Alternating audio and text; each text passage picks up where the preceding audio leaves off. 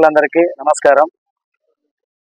ఈ రోజున ఈ విధంగా మీడియా సమావేశం పెడతామని నేను కలలో కూడా అనుకోలేదు। ఇది చాలా బాధాకరమైన విషయం।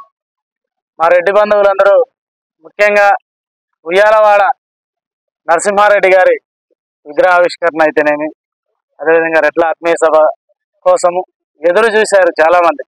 దానికోసం ఎంతో మంది కష్టపడ్డారు। స్థానికంగా ఉన్న జిల్లా నాయకులు కానీ, అదేవిధంగా రాష్ట్ర స్థాయిలో కూడా సోషల్ మీడియా బాగా పనిచేసి ఈరోజు ఇక్కడికి వచ్చిండే వాళ్ళలో అనంతపురం నుంచి మాత్రమే కాదు, కర్నూలు జిల్లా నుంచి వచ్చారు, నంద్యాల జిల్లా నుంచి వచ్చారు, చిత్తూరు జిల్లా నుంచి వచ్చారు, ఇలా చెప్పుకుంటూ పోతే అన్నమయ్య జిల్లా నుంచి ఇలా చెప్పుకుంటూ పోతే చాలా మంది ఇక్కడికి వచ్చారు। ఇంకా రావాల్సిన వాళ్ళని రాష్ట్రం మొత్తం నుంచి భారీగా వచ్చే అవకాశం ఉన్నా కూడా రాత్రి 11-11:30 ప్రాంతంలో జరిగిన సంఘటన ద్వారా మా కమిటీ సభ్యులు సోషల్ మీడియా ద్వారా నరేష్ రెడ్డి గారిని స్టేషన్కి తరలించారని చెప్పడం, దాంతో మీటింగ్ ఆగిపోయిందని చాలామంది రాలేదు। ఈ విధంగా ఈ రోజున ఒక దేశ స్వాతంత్రం కోసం పోరాటం చేసిన ఒక యోధుని విగ్రహాన్ని ఏర్పాటు చేయాలి। భవిష్యత్ తరాల వారికి ఆ విగ్రహం యొక్క ఆవశ్యకతను, ఆ వ్యక్తి యొక్క గొప్పతనాన్ని ప్రపంచానికి భవిష్యత్ తరాల వారికి తెలియజేయాలన్న ఒక సంకల్పంతో మేము ఆంధ్రప్రదేశ్ రెడ్డి సంఘం ఆధ్వర్యంలో ఉయ్యాలవాడ నరసింహారెడ్డి గారి విగ్రహాన్ని అక్కడ ఏర్పాటు చేశాం। ఈ విగ్రహాన్ని ఏర్పాటు చేసినప్పుడు ఎవరు మమ్మల్ని అడ్డుకోలే। ఆ విగ్రహానికి మెరుగులు దిద్దుతున్నాం దాదాపు ఒక 15 రోజుల నుంచి, ఎవరు మమ్మల్ని అడ్డుకోలే। ఈ విగ్రహం సంబంధించి నివాళులు అర్పించి మనమంతా ఆత్మీయ సభ ఘనంగా చేసుకుందామని ఇదే మీడియా ముందర నేను మొన్న ఆర్ఎన్బి గెస్ట్ హౌస్ లో కూడా ప్రెస్ మీట్ పెట్టా।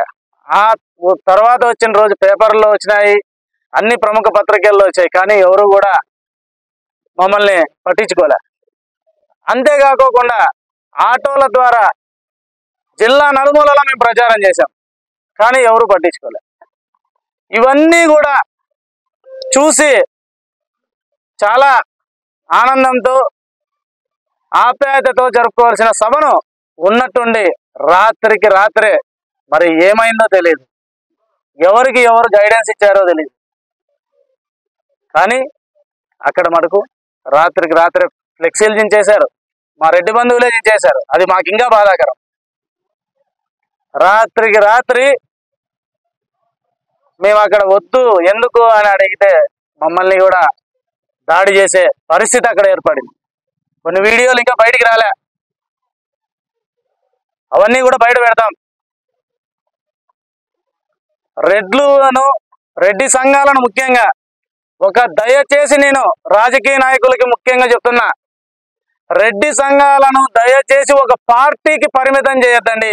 మీ దగ్గర ఉన్న చెంచాగాళ్ళ మాదిరి రెడ్డి సంఘాలు పనిచేస్తాయి అనుకుంటే అది కేవలం అవివేకం అవుతుందని ఈ సందర్భంగా గట్టిగా హెచ్చరిస్తున్నా। ఇదే నరేష్ రెడ్డికి రాత్రి అంటారు కొంతమంది, నరేష్ రెడ్డి టీడీపీ కోవట్ అని, ఇదే మీడియా పూర్వకంగా నేను సవాల్ ఇస్తున్నా। నరేష్ రెడ్డి ఎప్పుడైనా కానీ ఏ పార్టీ, ఒక టీడీపీనే కాదు, ఏ పార్టీ కండువా వేసుకొనైనా ఎక్కడైనా కనపడినా కానీ ఆ ఫోటో తీసుకురండి, ఏ పార్టీకి సభ్యత్వం ఉందో ఆ ఫోటో తీసుకురండి। ఇదే టవర్ క్లాక్ సెంటర్ లో ముక్కుకు నేలకు రాస్తానని ఈ సందర్భంగా తెలియజేస్తాను। రెడ్డి కులస్తులంతా కూడా ఏకం కావాలా, ఐకమత్యమై మన హక్కులు మనం సాధించుకోవాలా। మామూలు రాజకీయాలు ఉంటాయి, అవి ఎన్నికల వరకే పెట్టుకోండి అని నేను దశాబ్ద కాలంగా చెప్తున్నా। ప్రతి ఊరికి పోయినా, ప్రతి మీటింగ్ లో కూడా రాజకీయం అనేది మనకు అవసరం లేదు, కేవలం అది ఎన్నికలప్పుడు ఆ వారం 10 రోజులు మాత్రమే ఉండాలా మరలా।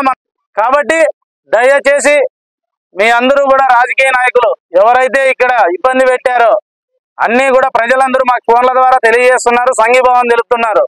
అది ఒకవేళ వాస్తవమే అయితే తప్పనిసరిగా ఇదే మీడియా ముందుకు వచ్చి ఆంధ్రప్రదేశ్ రెడ్డి సంఘం ఏం చేయాలో చేస్తుందని సందర్భంగా తెలియజేస్తూ, ఇప్పటికైనా మేము కోరుకుంటున్నాం, స్వాతంత్ర సమర యోధుని విగ్రహానికి సంఖ్యలు వేయొద్దండి అని ఆంధ్రప్రదేశ్ రెడ్డి సంఘం తరఫున కోరుకుంటున్నాం। కాబట్టి మీరందరూ, ప్రజలందరూ కూడా, రెడ్డి కులస్తులందరూ కూడా రాజకీయాలకు అతీతంగా ఒక స్వాతంత్ర సమరయోధుని విగ్రహాన్ని మన అనంతపురంలో చరిత్రలో కని విని ఎరుగని రీతిలో ఆ విగ్రహాన్ని చాలా మంది పెద్దల సహకారంతో ఏర్పాటు చేశాం. ఎంతో మంది దాతలు సహకరించారు. వాళ్ళందరికీ కూడా ఈ మీడియా పూర్వకంగా ఈ రోజున కృతజ్ఞతలు. అదేవిధంగా ఆంధ్రప్రదేశ్ రెడ్డి సంఘం తరఫున సభ చేయనందుకు, విగ్రహావిష్కరణ చేయనందుకు యావత్ రెడ్డి జాతికి కూడా క్షమాపణలు కూడా తెలియజేసుకుంటూ, భవిష్యత్తులో మేమేమనుకున్నామంటే స్వాతంత్ర సమర యోధునికి ఇలాగా ఇంత నీచమైన పరిస్థితి, అవమానమైన పరిస్థితి వస్తుందని మేము భావించలేదు. ఎందుకంటే దీన్ని మేమంతా కూడా ఖండిస్తున్నాము.